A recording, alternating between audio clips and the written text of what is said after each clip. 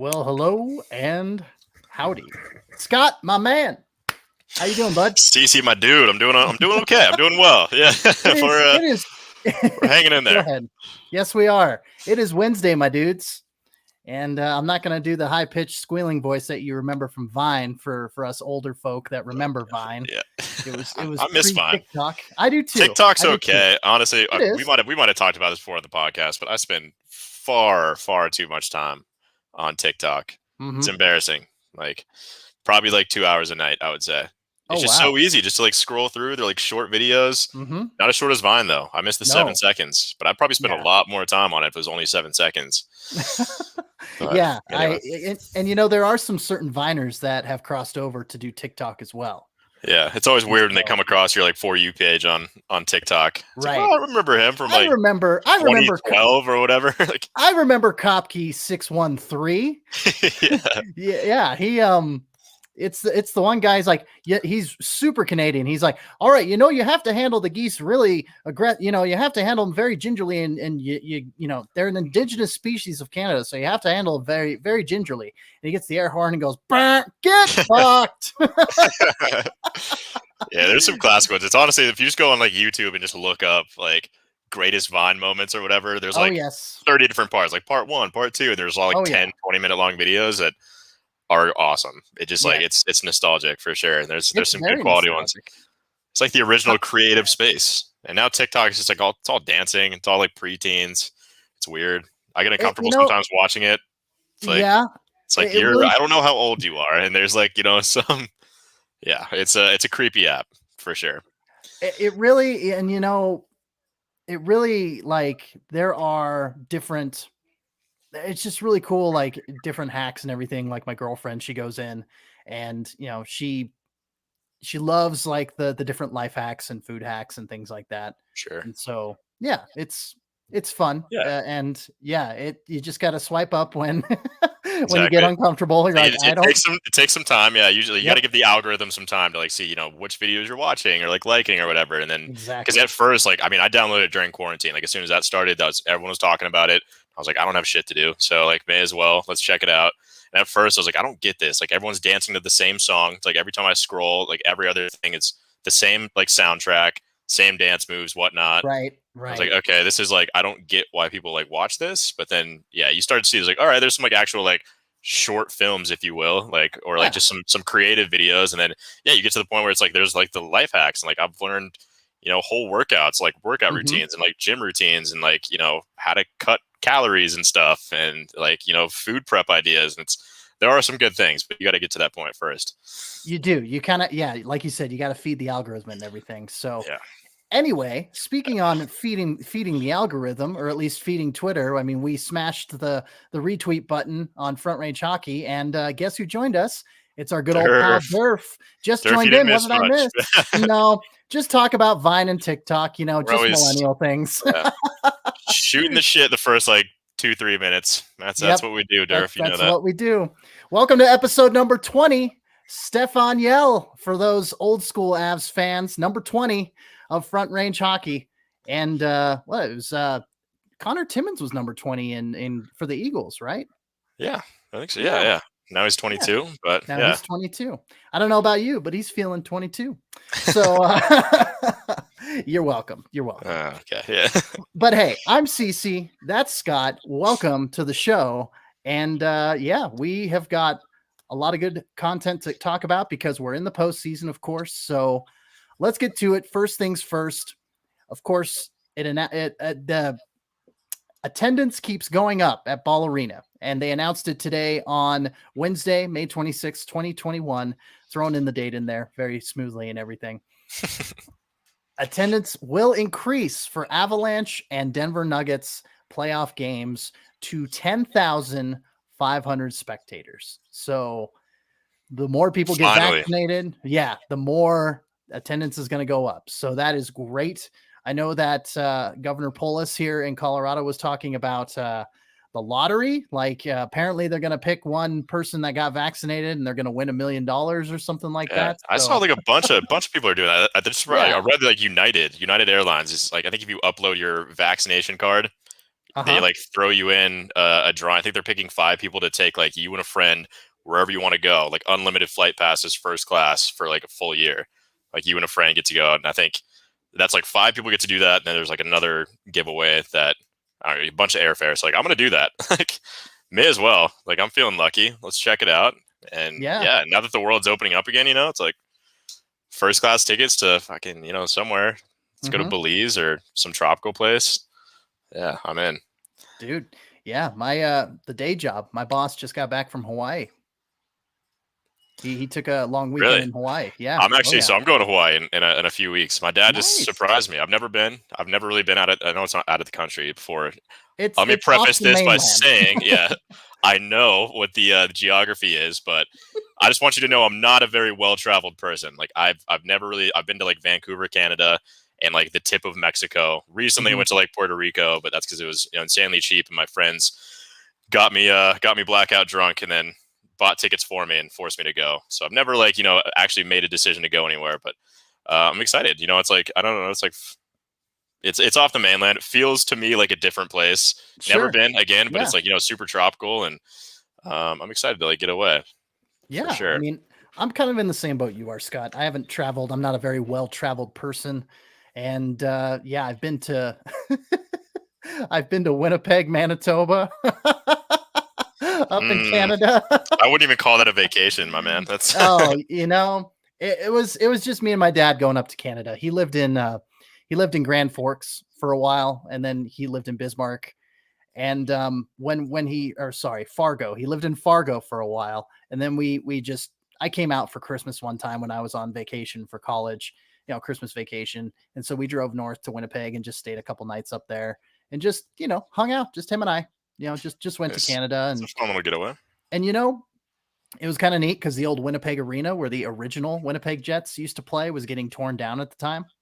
And so you could still see the stairwells and the main walls and everything like that. So that was pretty neat to see, back there in 2005. And so I mean, it was more of a bonding experience with my dad rather than going to see the sights in Winnipeg, because we all know there's no sights in Winnipeg. So unless I've never been, but from what I hear, it's not the most desirable place in Canada to go check out. Yes. My experience in Vancouver, I've been there twice now.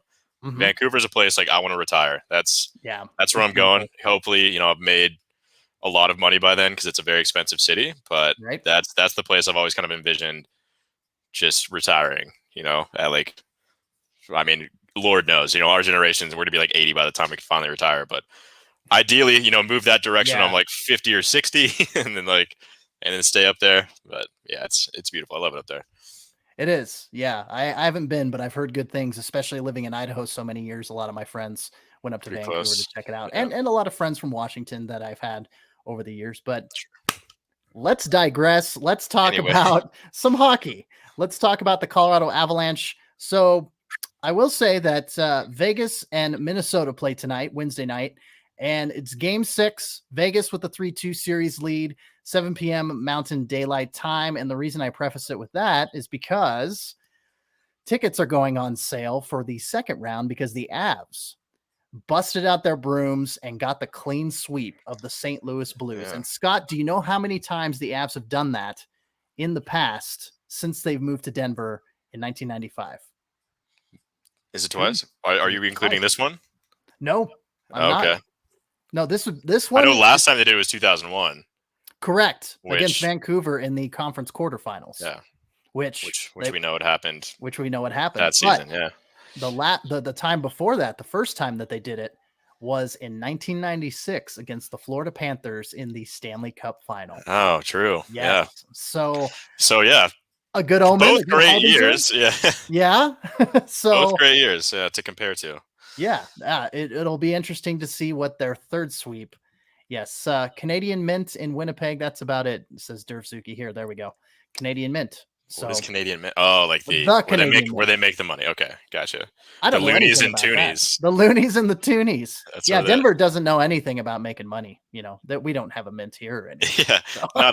not big one or anything. Yeah. No, just one of the 3 major ones in the United States. But I digress. Anyway.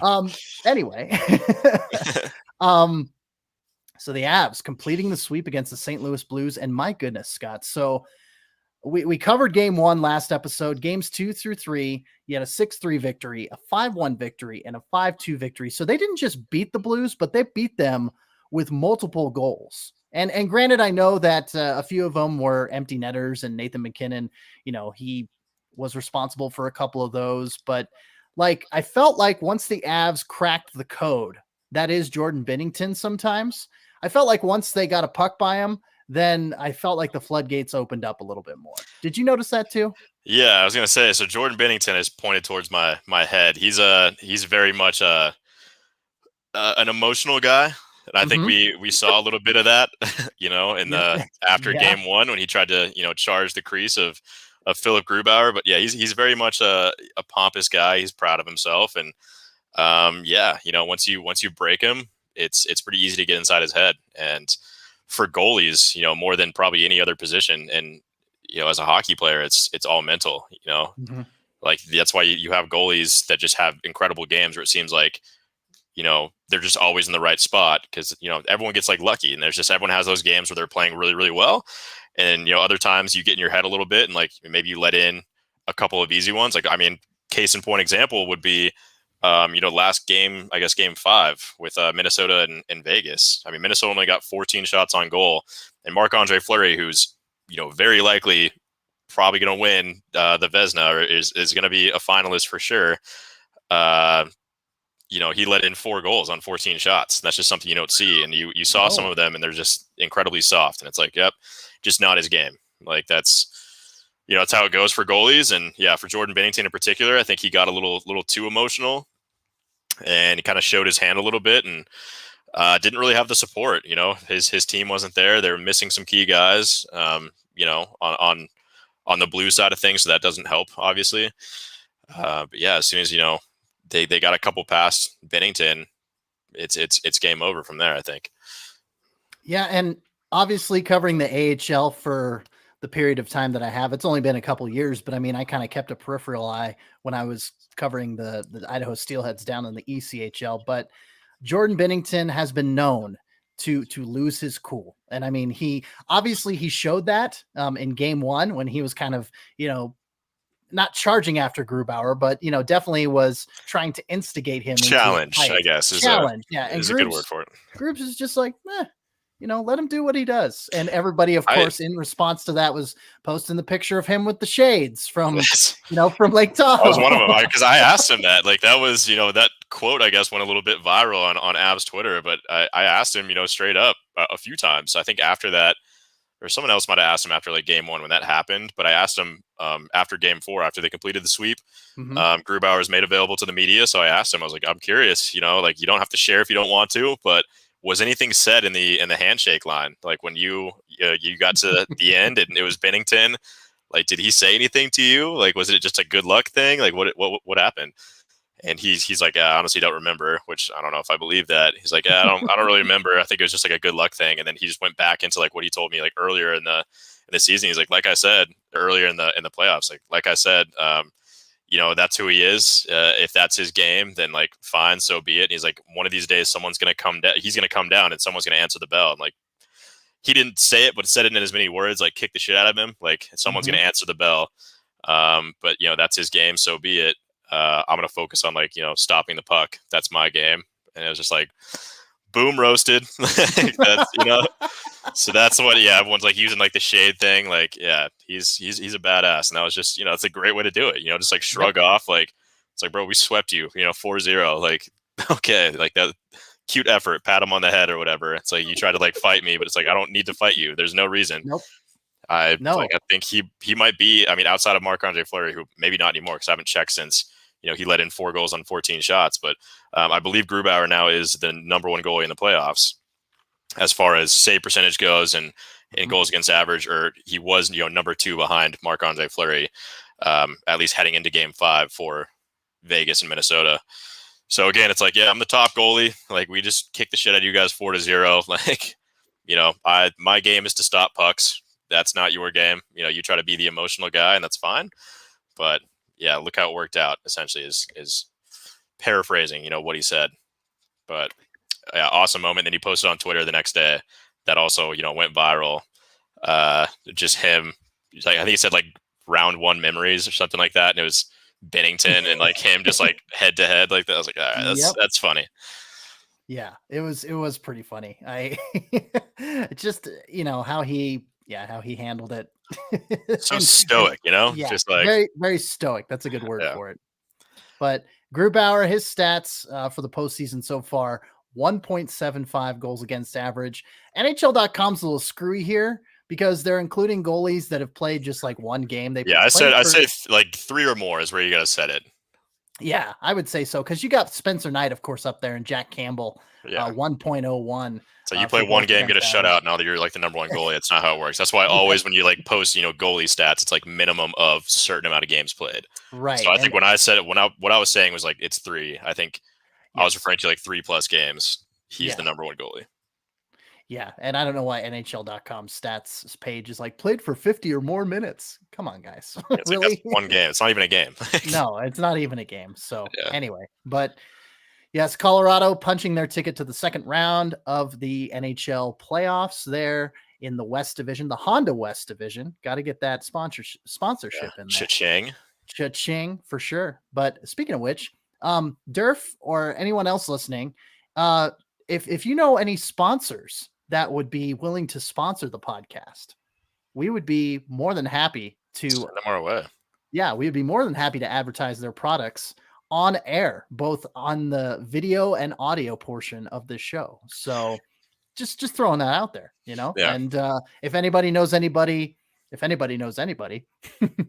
that has any theme music or wants to do any theme music for the show, I mean, we just kind of start and go. I mean, we're a bit no nonsense like that, but hey, just throwing that out there. Just wanted to, we should just take I feel like every podcast I listen to, it's like everyone's on like Manscaped, like which is hilarious. Right? It's like, genital trimmer or whatever. Like, I guess you could probably shave your face with it too, but like every goddamn podcast, like every podcast like has like a Manscaped sponsorship. It's like, you guys have a lot of money to just like throw out there. And like, I feel it's like true. We should get one too. Like it must be easy. It's probably some button on their website that's like, do you want to say our name on a podcast? Click here. And like, we'll shoot you like $5 or whatever. Right. Well, maybe, maybe I like into that. Yeah. But we'd rather go, the local routes. We're a local podcast. We just talk about, local things, front range things. Like, we love to support local businesses. I work for, my daytime job, full-time job. I work with, small businesses. So I do have a soft spot in my heart, I suppose, for the small business folk. And obviously you always want to support them. Like, Chili's, Applebee's, McDonald's, they're fine. Like, they're not going to go bankrupt anytime soon. But yeah, go visit your mom and pop shops or send them our way. Even better. Yeah, we'll sponsor them. Yeah, be more than happy to pump some local tires, as it were, when it comes to sponsors and advertising. No doubt. For sure. All right. Moving on from the Avalanche to the Eagles. Eagles postseason come to an end, unfortunately. Right after we recorded on last Wednesday night, the Eagles played the San Jose Barracuda in Irvine, California, where the San Diego Gulls have been playing this season. And this final score is not really indicative to how much of a defeat it was. So the Eagles got beat 5-1, but they let in 2 empty net goals at the end there. So really they got defeated 3-1, and they were trying to, getting the extra attacker out there, trying to get those goals to come back into the game. But man, they fell behind the 8 ball early. They let in 3 unanswered goals through 30 minutes of play. And you just can't do that, especially if you're in a postseason tournament and your survival's on the line. You got to play with a little bit more fire than that. Although, as has been well broadcast across social media, the Pacific Division players, by and large, did not want this tournament. They did not want a postseason. They wanted to go the hell home and not play any more hockey after the regular season. Yeah, which I just read like a story from the Colorado Hockey Now family, the National Hockey Now family. It was San Jose Hockey Now. It was their writer, Shang Penn. Yeah. Mm-hmm. So he broke the story or whatever. And like I was reading that, it's like, damn, it was something like, I feel bad now because we were talking about it like, many podcasts ago now at this point, whenever that first happened. And I was like, I'd love to see like a player step up, and like say something. And like, I really doubt that there's that many players that are super opposed to it. And then I read that and I was like, damn, I think it was like something, it was like 156-8 vote of like people that wanted to play. It was substantial. Yeah. I didn't realize like they're fronting the whole damn tab. Like, so if you like went out of town, like they had to pay for their own hotel, like open up multiple credit cards to, like, players had to pay their way for all of this and like didn't get paid. It's like, well, goddamn. Yeah. Like, hockey aside, I mean, I wouldn't be happy about that. Like, I mean, I thought they were like, at least everything like that, like overhead cost was covered, like travel covered, you know, stay at a hotel, you know, when you're visiting a different team, you would think that'd be covered.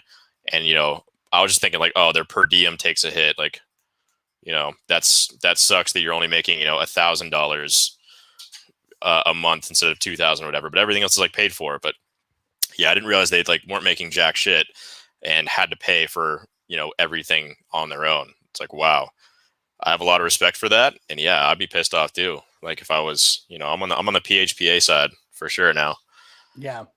Yeah. It was a lot of nasty details came out in that Sheng Peng article. And yeah, I mean, when you have the director of the PHPA calling it bullshit, like just out in the open like that, I mean, you can't get any more frustrated than Larry Landon.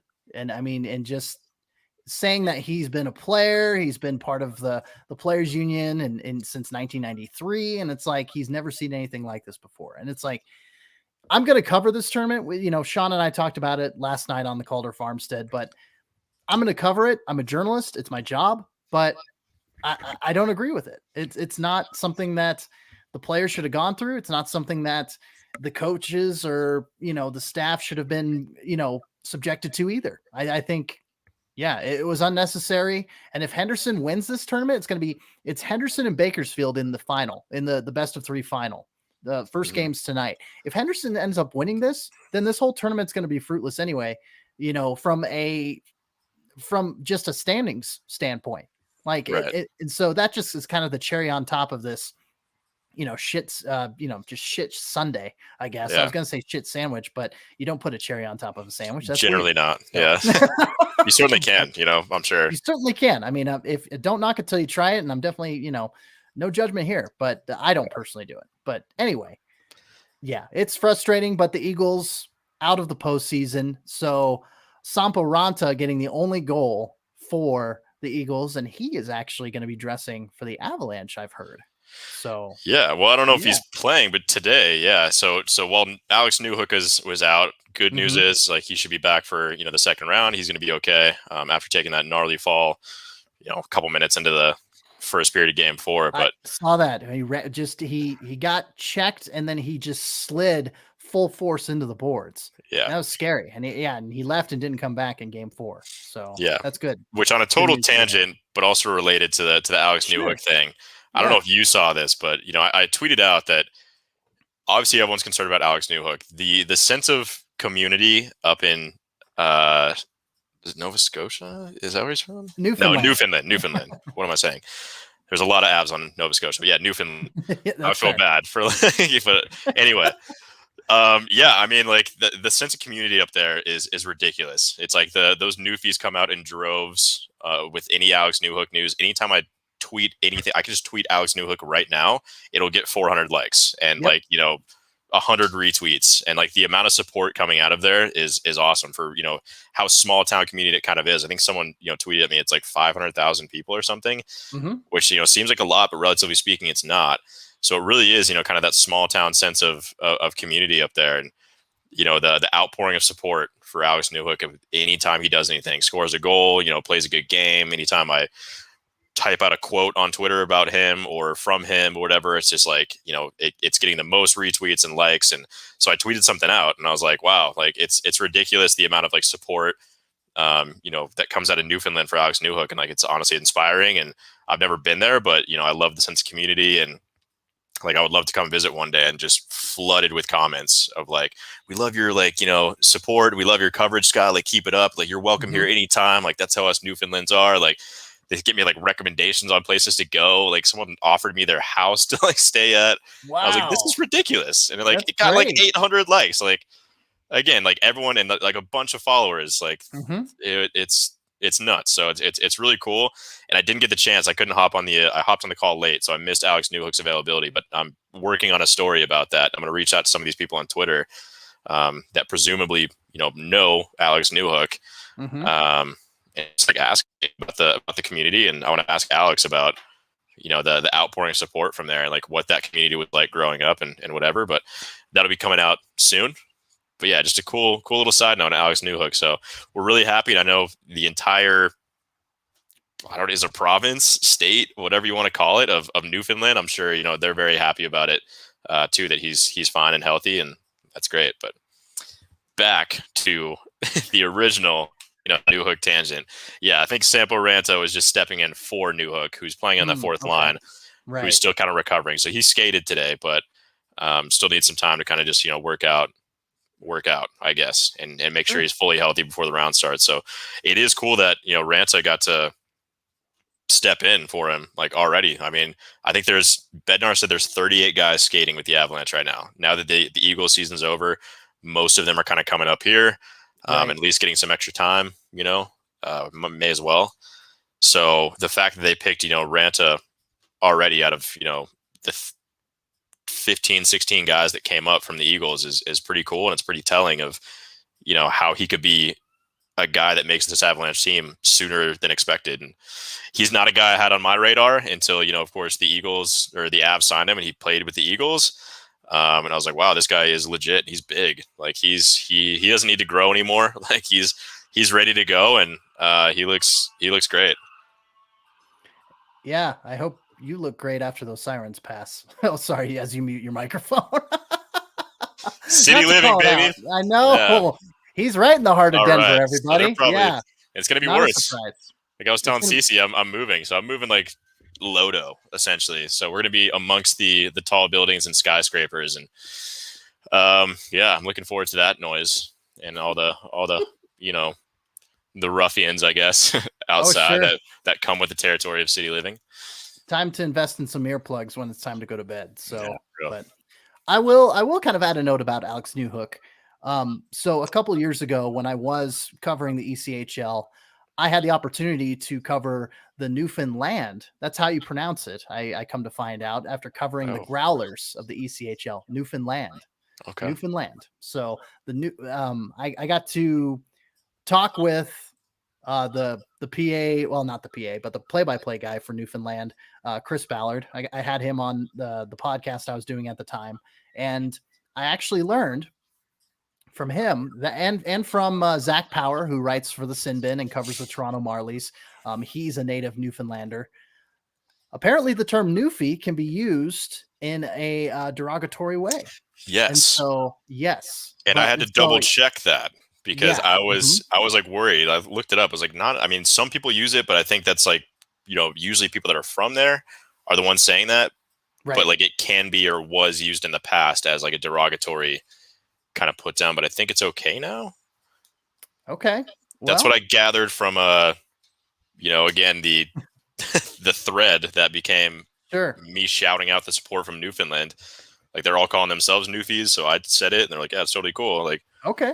So I don't know, but I had to like double check because I just it's again like it could go either way, depending on who reads it and where they're at in their life, I guess. Hey, yeah, and I don't want, the possibility of, you getting called out and being like, hey, but I guess context is key, right? Yeah, exactly. So if anyone's listening to this and they are not cool with me using the word Newfie, tweet me. There's my handle there at Oscott Free, and I will stop using that because I don't want to offend anybody or do any of that. No. But I was my understanding from some Newfoundlanders that it was okay. But if it's not, then I will stop. And I wanted to make sure I had your back too because appreciate that. I have some experience as well. Hey, for this podcast to get canceled, on episode 20. So we're not gonna go down that road for sure. Yeah. And finishing up the Eagles news, we'll get back to that. Sorry, we're on a little tangents. I mean, they're productive tangents, but it's just like it's a loose outline. It's a loose template that we have going on. So We'll finish up the Eagles. We'll talk about TJ Tynan, the only Eagles member to make the AHL All-Star divisional team. So 5 divisions. You had just basically goaltender, 2 defensemen, and 3 forwards for each of the 5 divisions this year in the AHL. TJ Tynan taking up 1 of the 3 forward spots in the Pacific Division team. And some statistics this year, led all Eagles with 27 assists. Big surprise. He's one of the best playmakers in the AHL. And 35 points total. His 8 goals were good for second place on the team. 27 assists, second overall in the league. 25 points, was tied for 6th in the AHL. Second in the AHL in both power play assists and power play points. So he had 12 assists, 14 points on the power play. And of course, good chemistry with Kiefer Sherwood. I witnessed that a lot on the power play. A lot to do with that. Named the 8th captain in Colorado Eagles history in February. He has 13 goals and 69 assists in 69 career games with the Colorado Eagles. Very nice. Had to get to that. Had to wrap that up with a bow. So congrats, TJ Tynan, on the All-Star nod. So I have another Newhook tie-in. So this is going to be a Newhook episode, apparently. Newhook so Alex Newhook won the Tim Taylor Award for Most Outstanding Freshman in NCAA, Division I hockey in 2020. TJ Tynan won that very same award in 2011 while playing for Notre Dame as a freshman. Okay. So there's another, Eagles, Newhook, Avs tie-in in some way. So could you call it a Tynan tie-in? Hey, I like that. I like that. A Tynan. A Tynan. Tynan. Yes, there we go. I'm stretching it out a little too much. I'm going to have to pull it back here a little bit. Pull it back. All right. Well, that will do it for our Eagles coverage. Let's go to the collegiate level. And of course, we'll get to our favorite segment. We'll talk to the people in Asking the Feed. But first, let's cover the college realm real quick. So DU, some Denver University alums making a big impact. Trevor Moore, we keep bringing him up, and he is over playing in the IIHF Worlds over there in Riga, Latvia. 3 goals and 1 assist for Team USA for the Thousand Oaks, California native in 4 games played thus far. He's making an impact. He's doing well over there. Paul Stasny, another DU alum. You want to talk about a sweep? Holy smokes. And we talked about the Jets earlier in Winnipeg, and we, joked around and kind of poked at the city of Winnipeg, but by God, the Jets have swept the Edmonton Oilers with the firepower of Connor McDavid and Leon Draisaitl, and the Jets swept them. But it took 3 of the 4 games to overtime for them to do it. So they closed it out. I mean, that game, was it 3, I think, was nuts. So that's like the only game that I watched of the entire series was game 3 between the Jets and the Oilers. And yeah, I think it was like the Oilers were up 4-1 or something like that. I was like, right as soon as I was about to turn it off, like, this game's over. This is boring, whatever. They scored like 3 goals in the span of, to like tie it, like 3 goals in the span of maybe 2, 3, 4 minutes. I don't know. Don't quote me on that, but it was in the 3rd period with just minutes to go. They tied it, and then they ended up winning in double overtime, I think. So yeah, crazy game. And it's, don't sleep on the Jets. And, I tweeted that out this morning too, is honestly, I was kind of put on the spot. So I made an appearance on a radio show before the season, during training camp, sometime in January, I think. And, I was asked the question, who should we look out for as far as, not Stanley Cup contenders, but who are the teams to look for this season? Who could make a push in the playoffs? And I was like, obviously the Avalanche. That's why I was on the show. We were talking about how good they're going to be. They're the favorites, whatnot. And I also said Dallas. So oops. But so I thought they'd be, just as good as they were last year. But again, oops. And I said Winnipeg. I was like, honestly, Winnipeg is built pretty good. They could be a team that, I wouldn't, a lot of people I think sleep on them, especially during an 82 game regular season. They're not really ever considered contenders, but they kind of squeezed in there. And then, I mean, seeing what they did to dismantling Edmonton handedly was impressive. And, that's just going to give them even more confidence moving forward. I don't know who they're going to play, but they're set up, and that's all you need in the playoffs. Any team can win. It's usually never the favorites. Sorry, Avs fans. And it's usually always the team that's that kind of digs in. Who thought Dallas was going to make it? last year? Like nobody. They made it to the final. Tampa, of course, were like they were favorited to be there. So, and then like I could see a Winnipeg, just get that confidence behind them, and they got a good team that's deep. Like they don't really have any star power by any means, but they're pretty solid. They got great goaltending, and look out for them for sure. Yeah, and Paul Stasny, in that second game, he had the overtime game winner. And in the third game, he had the assist for the game winner in overtime. So, yeah, just one overtime in game 3, 3 overtimes in game 4. So, yeah, I mean, God, what a joke Edmonton is. Like, I feel, bad for with all the star power they have. Like, Draisaitl won the Art Ross last year. Did he win? Yeah, he won the scoring title. I don't know if he won the goals, but maybe not. Might have been Ovechkin. And obviously Connor McDavid is, arguably the best player in the NHL. A lot of people would consider him the best player in the NHL. Scored 100 points in like 50 games this year, which is absolutely nuts. Mm-hmm. And Draisaitl did just as well. Like I think they finished first and third respectively. That sounds right. In goals and like points. And it's nuts to have a team like that. I mean, it just goes to show like how depth is everything, like they honestly didn't have a great goaltender. Mike Smith's not super good. He's getting old, and he let in some soft ones throughout the series for sure. But that was the Avs problem for a while. They're a one-line team. They have a great top line who many would consider is arguably the best line in the NHL, but they didn't have shit for lines 2, 3, and 4. And the defense wasn't great either. And you look at the depth they built up over the years since then, and now they're perennial Stanley Cup contenders, it seems. So yeah, I mean, it just goes to show like you can't, that they need some serious help there. And Wayne Gretzky stepped down. He's joining the TV broadcast realm. So it's like, they're losing a lot. Like now would be the time to, burn it down and like start again. Like obviously keep your key pieces, but you're about to start losing. Like guys like, Connor McDavid are going to get frustrated, and you lose him. He's your cornerstone guy, the next great one, the next Wayne Gretzky. And if he's wasting his prime years here, and he might get to the point where he requests a trade. And it's a tough situation. It's like, you gotta start now. You gotta start building, a good team. And I don't know who the GM is of the Oilers, but maybe hit up our boy Joe Sakic and take some notes from him on how to build a team. I believe it's Ken Holland. Is it? Was he the old Holland. Red Wings? Was he with the Red Wings at any point? Yes, he was. I mean, shit. Look where the Red Wings are too. Like, So maybe Ken Holland is not your best option. Maybe that's where you start. Yeah. He started with the Red Wings in '97. It looks like.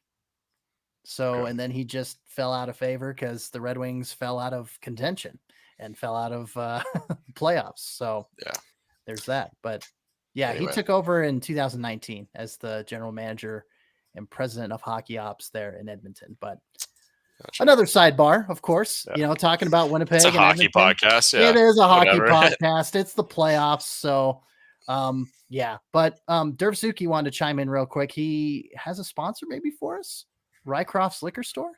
Yeah, I've been there. I've seen Mark there. Mark the mullet. Yeah, Sobo Liquors. It's right down South Broadway. It like tripped me out. I totally forgot that I think he owns that place.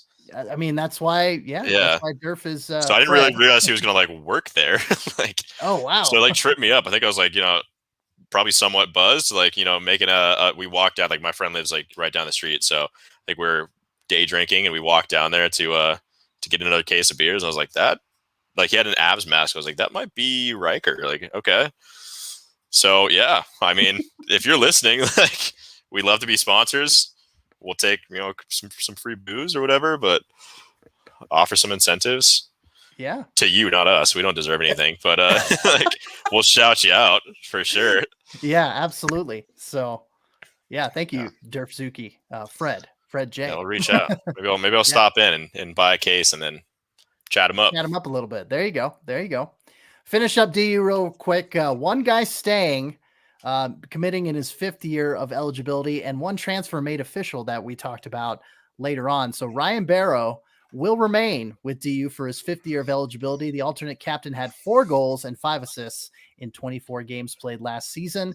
And a name that we mentioned, Cameron Wright from Bowling Green. We a few weeks ago we said he was coming in, and they just now reported it on the Denver Pioneers Twitter account not today, but a few days ago. And Elite Prospects dated him the transfer from April 24th. So I don't know why it got reported so late, but he has had 20 plus point seasons. We mentioned it last time over his 4-year career with the Bowling Green Falcons, and now his 5th year of eligibility is also going to be at DU. So there you have it. Finally, some good news for those Pios. I guess like the last 2 months, like every episode, be like, well, nothing new to report on Denver, but they lost to all their good players. Another great transfer. The captain transferred. Goalie's gone. An alternate captain transferred. Yeah, exactly. So it's finally someone's staying. They're retaining some players and they're bringing some guys in. So they're keeping good for them. Yeah. We move from DU. We go south down the Front Range along I-25 to Colorado College. Just some, just a few news points of note. Easy for me to say. They have a new director there at Ed Robson Arena when it opens for good, for real in the fall.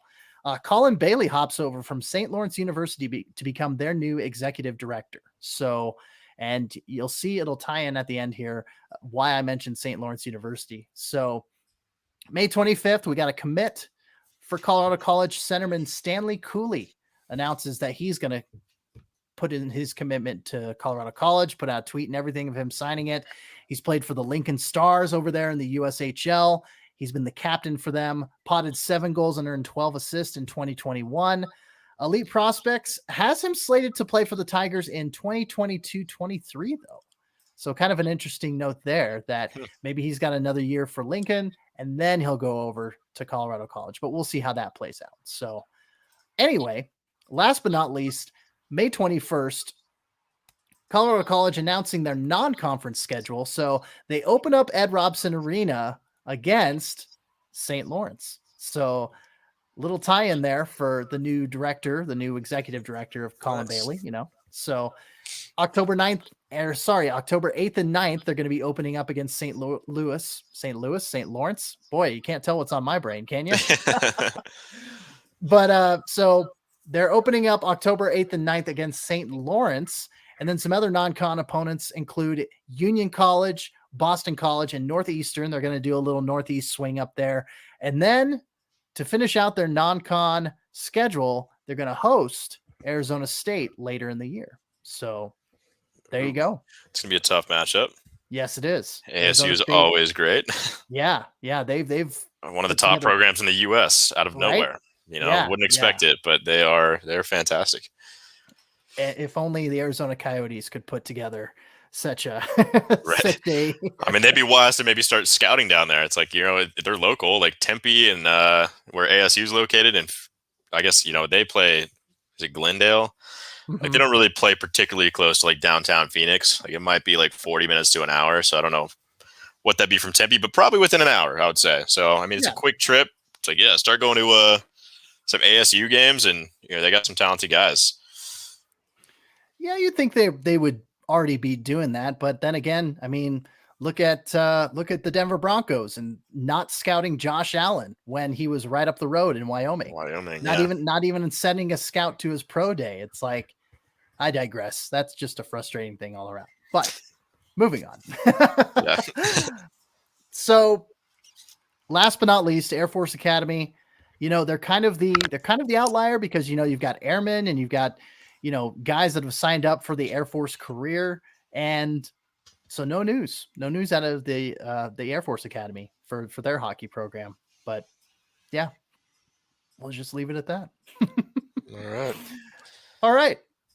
Last but not least in the program, that was last but not least in the collegiate portion, but last but not least in the program, our favorite segment, Asking the Feed. See, some cool graphic would be dope, right? Just have there some music.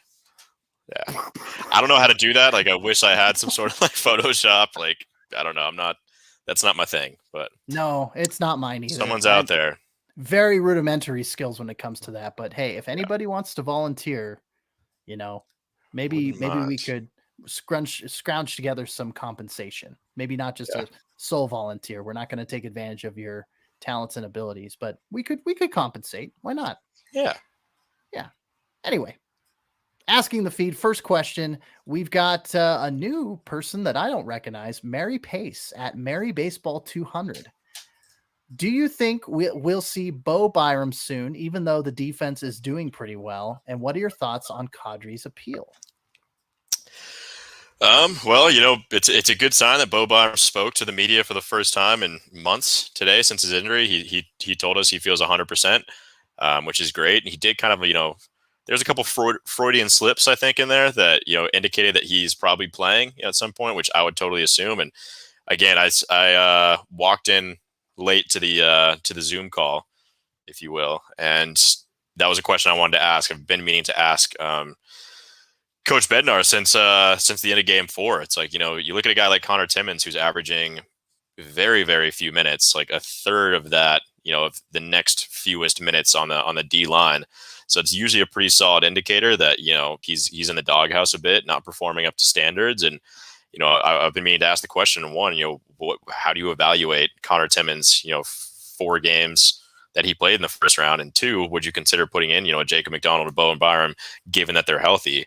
And I think that's probably going to be, the plan. I don't think he's playing next game. So, I think it was Jacob McDonald and Bo Byram practiced together today, which means they're definitely not playing in Game 1. And Connor Timmons with his usual partner, Patrick Nemeth. So it looks like Game 1 for now, at least. Connor Timmons will be staying in. But yeah, I'm curious if he's, a candidate to get replaced by Bo Byram, given he's healthy. And now that Byram's saying he's 100%, I'm sure Bednar and company just want to give him a few games to really practice with the big boys and get back up to game speed, because he's been out for 2 months, hasn't had much practice time at all.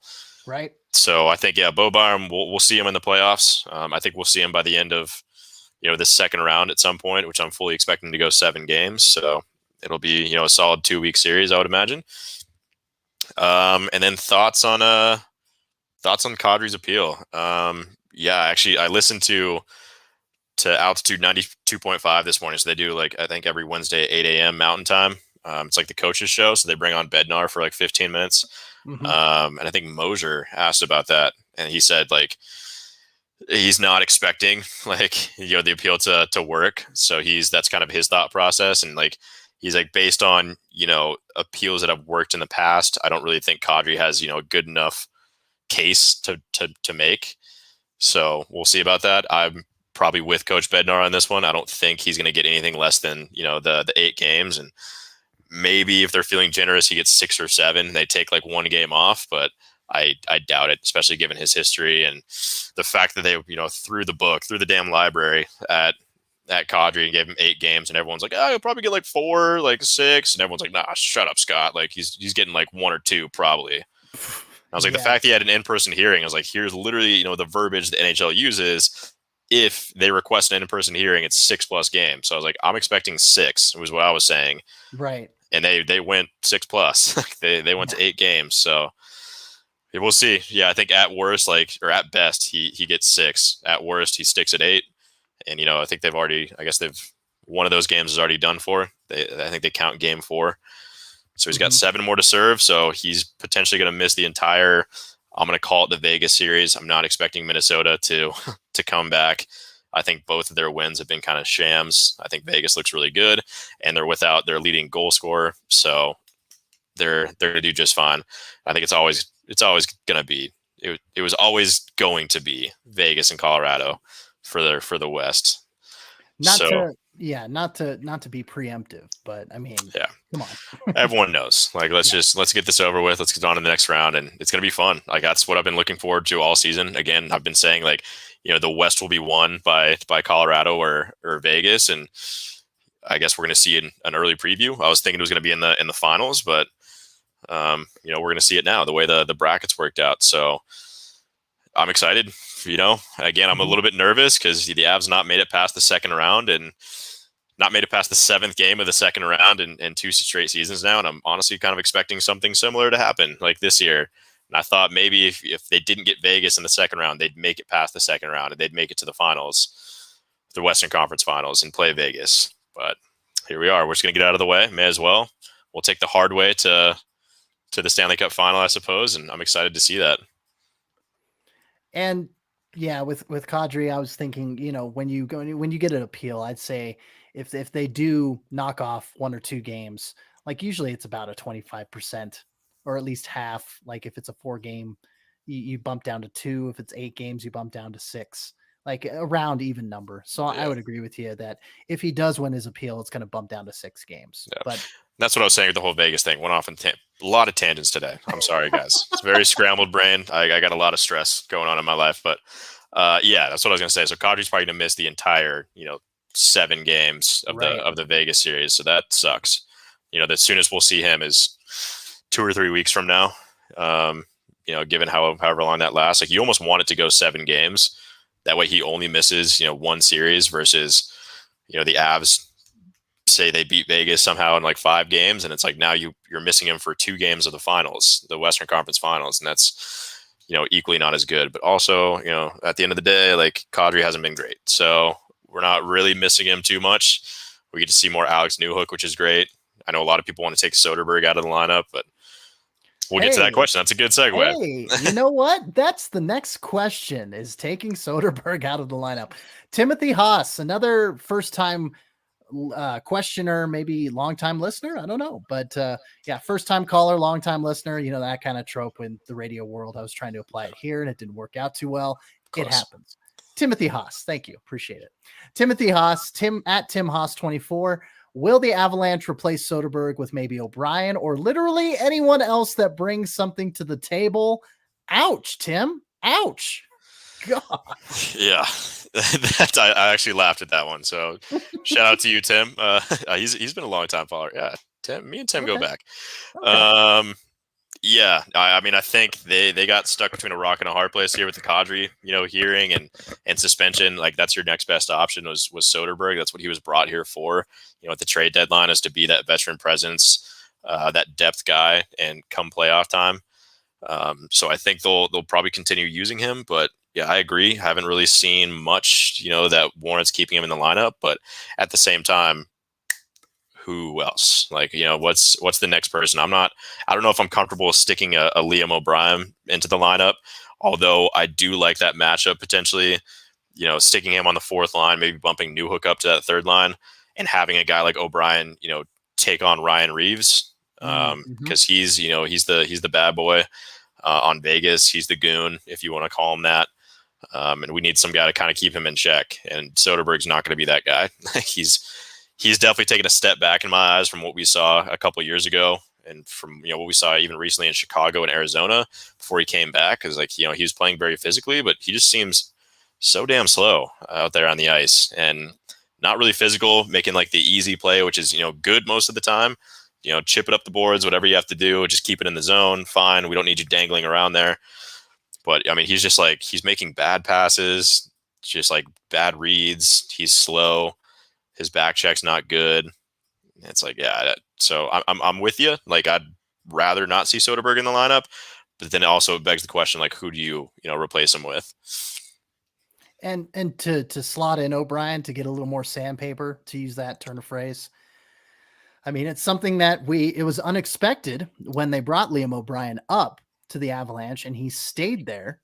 And they have plugged him in to be kind of that guy, to be physical and to be that 4th line presence where, the Avs certainly need it. And yeah, I mean, for what it's worth, Coach Bednar loves him. So who knows, it's his call at the end of the day. And yeah, they kept him in the lineup for a dozen games, maybe more than that. Like, I don't know. But yeah, I mean, he has some trust in the locker room, and I know the guys like him, and Bednar likes him. So who knows, like they might throw him in there. I wouldn't mind, trying him out for a game or 2, seeing how he stacks up against Vegas, presuming it's Vegas, as we've been doing for the past few minutes here.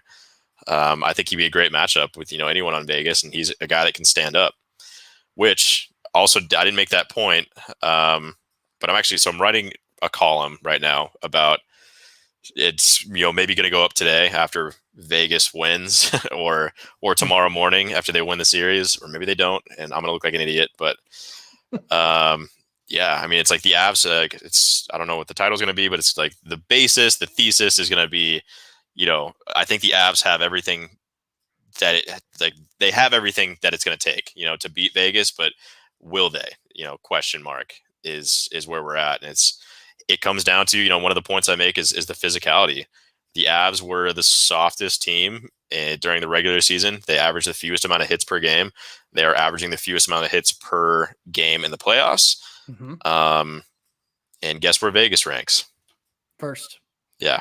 Yep. 45 hits per game, which is absolutely nuts. And the Avs are at 16.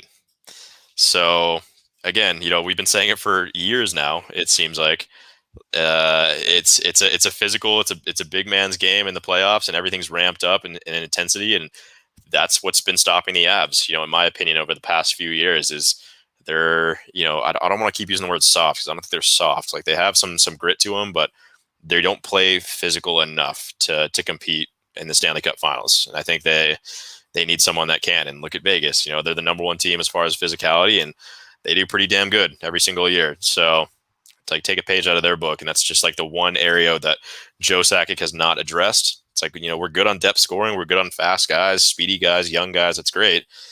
But, who's sticking up for who?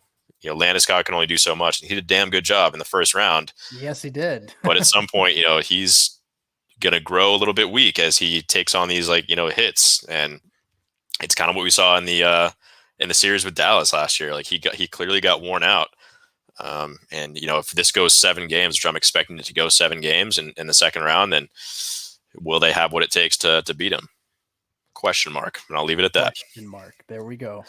Thanks, Tim. That was actually a really good question. I didn't mean to say, "Oh, you're so harsh on him." No, it's fair criticism. It's fair. Yeah, it is fair. All right, second to last question. Gary Thurner. Oh, we know Gary. We appreciate Gary. At Gary Thurner. Wonder about the Canadian division. With the border still closed for non-essential travel, will the team that ends up on top be able to travel to the U.S. for the semis, or for the conference final? Yeah, that's actually a question I was just thinking about too. I don't know what their plan is. Yeah, I'm pretty sure the borders are still closed.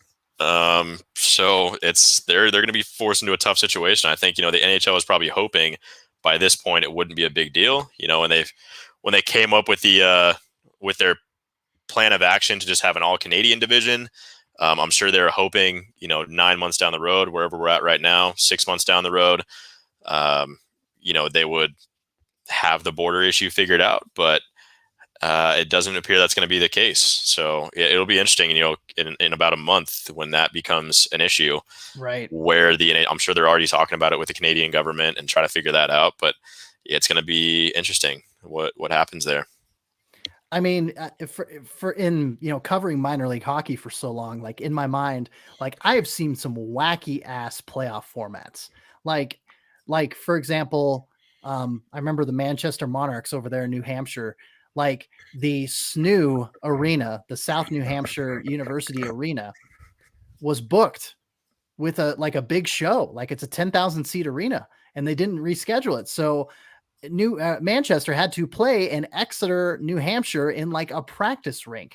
They had to host a playoff game in Exeter, New Hampshire, and it was just really random. And I'm like, well, and then I've also seen some weird ass scheduling to where it's like, oh, games 1, 2, and 3 are going to be hosted by the higher seed, and then games 4, 5, and 6 are going to be hosted by the lower seed, and game 7 is going to be hosted by the higher seed if it goes that far. And it's like, what in the hell is going on?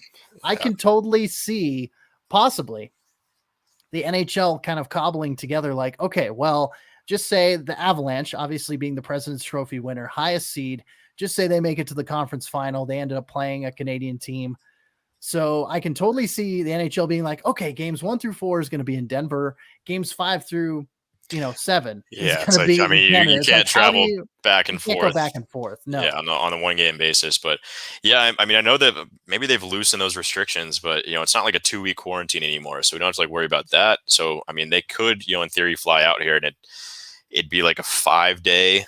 Maybe they can get that loosened as well, since they're, presumably all the players are vaccinated pretty much at this point. Mm-hmm. So with the understanding that everyone's vaccinated, and they take a private plane, they're not flying commercial, go straight to your hotel room. Maybe they quarantine for 2 days, 3 days, something like that, have to pass a certain amount of tests. That's how I imagine it's going to work out.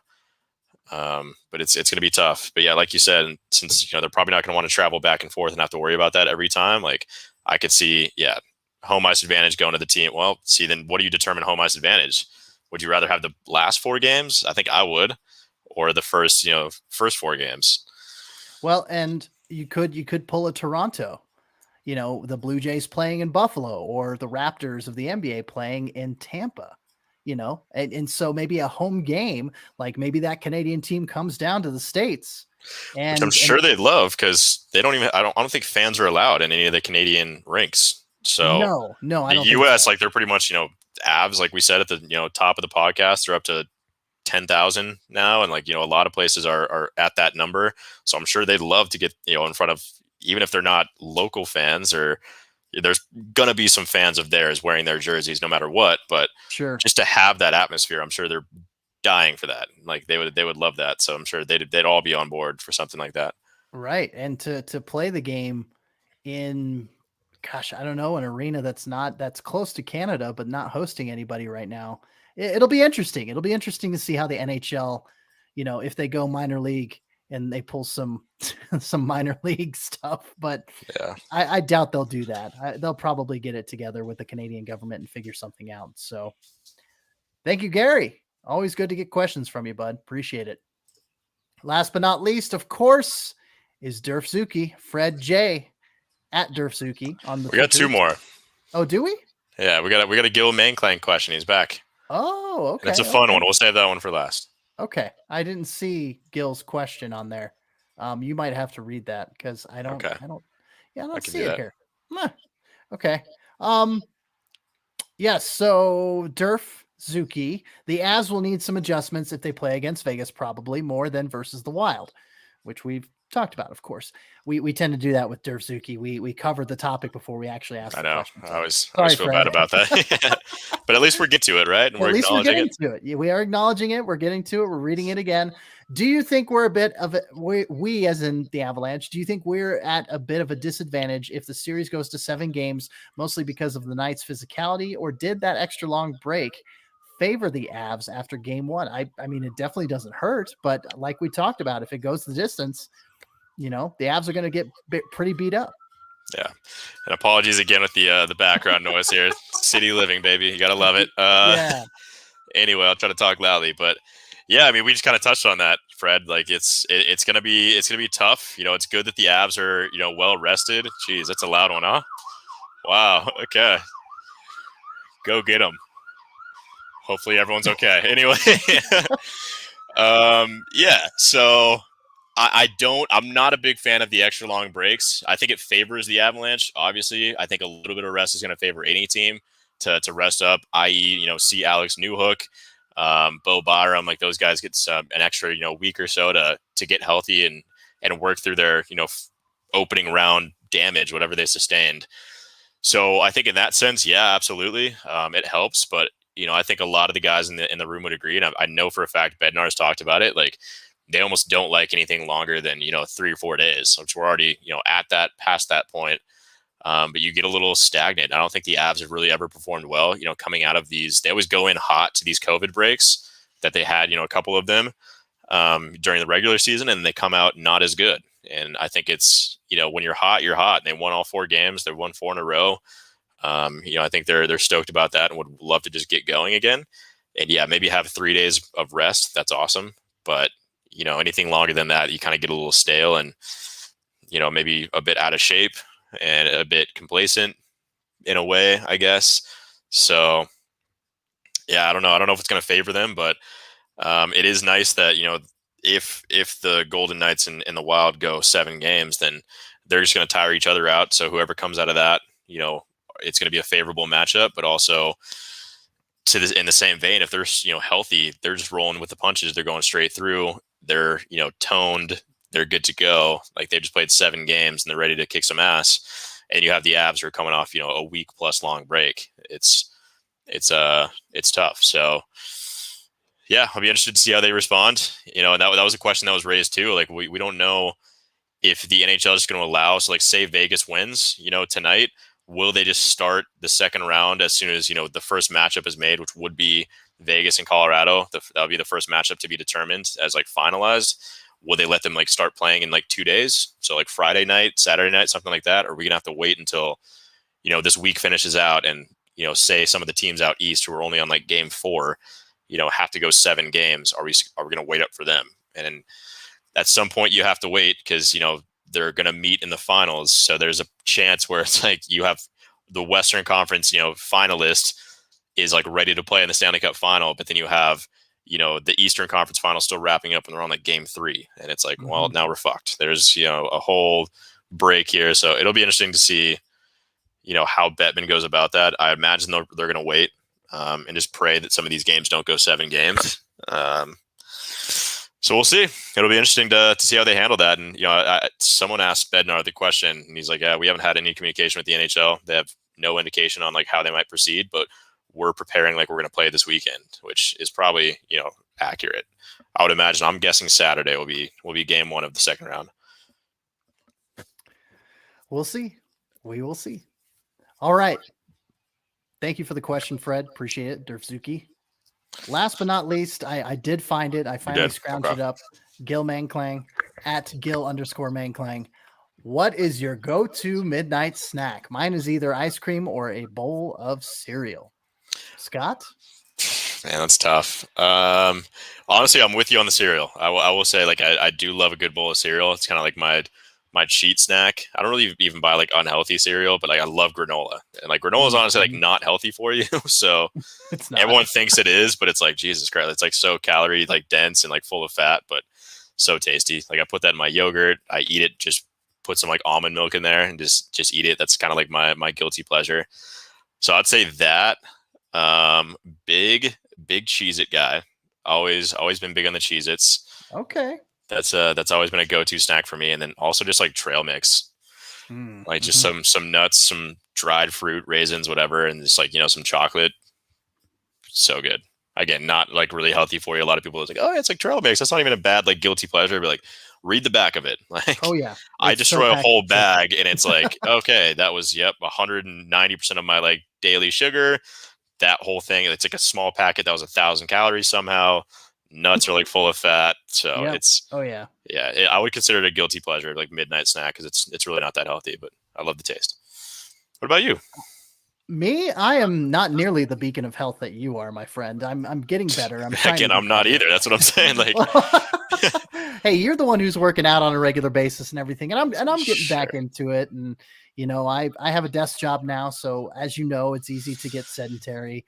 Yeah, it's tough in that world, but if I'm, getting up at midnight at 12 a.m.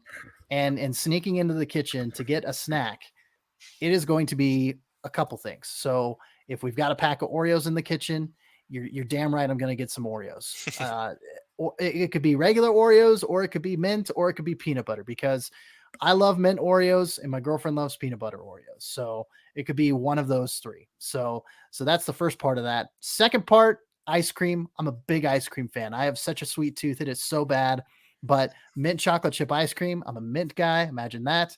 But yeah, either mint chocolate chip ice cream, or sometimes we get either mint ice cream bars or ice cream sandwiches, or caramel flavored ice cream sandwiches. So if I'm getting up at midnight, I'm going to grab one of those things. And if I'm feeling really, thirsty or something, I'll probably get a glass of milk as well, just to double the dairy intake and maybe give myself just that much more gastrointestinal distress. I'm not lactose intolerant or anything, but if I have a lot of dairy, it's like, oh man, my stomach feels so full. But yeah. So that's my answer to that question. I'm either going Oreos or ice cream for sure. Damn, you're a big Cheez-It guy. Okay. Yeah, big Cheez-It guy. You actually brought up like you touched on peanut butter there for a second, and I will tell you right now, that's probably like my favorite food of all time.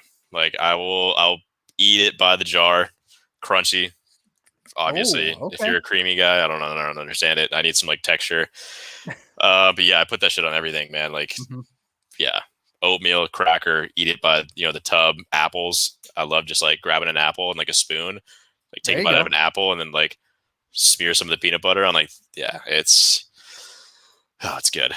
But I had to like recently, like also just, it's one of those things you think it's like healthy. You're like, wow, it's like packed full of protein and like healthy fats and like all of this. And it's like, yep, flip the back of one of those. It's like another like TikTok hack. We're going full circle. We'll touch on what we started. Like that was one of the things I learned is just like, damn, like, so there's this stuff called like PB Fit. It's like dehydrated peanut butter. So it's literally just like the powder form that you can just like, sprinkle in like a shake and it tastes like peanut butter, and like you blend it up or whatever, or, throw it in like oatmeal, which is like what I do. And it just tastes like peanut butter without having like the actual, like, blob of peanut butter on there. Or you can make your own peanut butter. You just like mix a couple tablespoons of like water in there and like mix it up, and it literally tastes and looks same consistency as peanut butter, but it's like a fourth of like the fat. So like 2 tablespoons of that, it's like 60 calories, 50 calories, something like that. And like, not a lot of fat, but you look at like, you'll flip a Jif peanut butter tub, around and read the label, and you're like, Jesus, like 2 tablespoons of this is like 200 calories and like 40% of my fat. I'm just, fudging these numbers, but a lot of sugar. Yeah, it was one of those like tough things. Like I realized, like, damn, I gotta like give this up. Like if I, really want to be healthy, and that sucks because it's my favorite food. But where do you get that PB Fit stuff at? I just go like King Soopers grocery store. Okay. Yeah. Because it's like $4, and like it's essentially like a jar, but just like in dehydrated. So it looks like a small like container, but it's like probably close to as many servings as like a regular big like jar of peanut butter would be. And it's like $4. Okay. Yeah, because I have been buying, the Jif peanut butter and just putting like a spoonful in my oatmeal every morning. And, maybe need a little healthy alternative to get back on track. It'll save you like 150 calories every morning. Dude. Try it. It tastes like peanut butter. Yeah. Yeah. I'll just sprinkle a little bit. Yeah. I'm all about that. Okay. Cool. All right. Sorry. We'll wrap it up. Anyway. Episode 20 in the books. Let's call it good. Thanks for tuning in to the Front Range Hockey Podcast. Don't forget to follow our show on pretty well any major podcast platform. We're talking Google, Apple, Stitcher, iHeartRadio, Spotify. You name the podcasting platform, we are probably going to be on it. So social media wise, give our Twitter account a follow. As you can see, our handle scrolling below on the little ticker, Front Range Hockey. On Twitter, it's Front RNG Hockey. So Scott, the people are familiar with you, but if they're not, where can they find your work? You can find me on a daily basis at offscottfree on Twitter. Oh, thanks, Durfzuki. Yep, Durfzuki. Thanks for always definitely our number one fan. Yeah, for sure.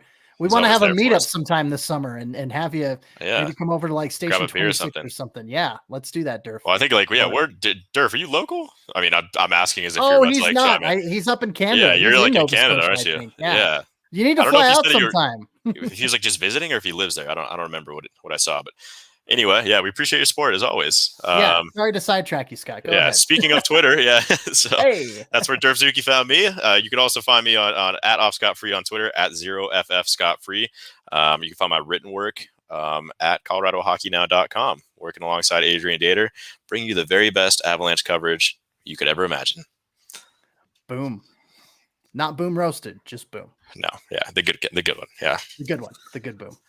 Yes, Durfzuki says Halifax at the moment. So there you go. A transient, okay. At the moment. He goes where the wind blows. He goes where the hockey stars are born. So exactly. There you go. Hey, there you go. All right. Well, hey, I'm CC Hawkley, and you can find my written work at fullpresshockey.com. Full Press Hockey, of course, covering the AHL's Colorado Eagles, covering the AHL at large alongside normal AHL writers Paige Seward for the Stockton Heat and Elaine Shercliffe, who covered the whole damn AHL Central Division this year. Those are my gals right there. They are my right hand women to be gender specific, I suppose, but they're my right hand people. So kudos to Elaine and Paige. They are knocking it out of the park with this postseason coverage. I really appreciate them. Wanted to give them a shout out. Why not? And you can also check out this program and of course, and a ton of other great hockey podcasts, plus other great sports pods and sports entertainment. We have a wrestling wing of Full Press coverage as well, but check it all out on the Full Press Radio Network at www.fullpresscoverage.com.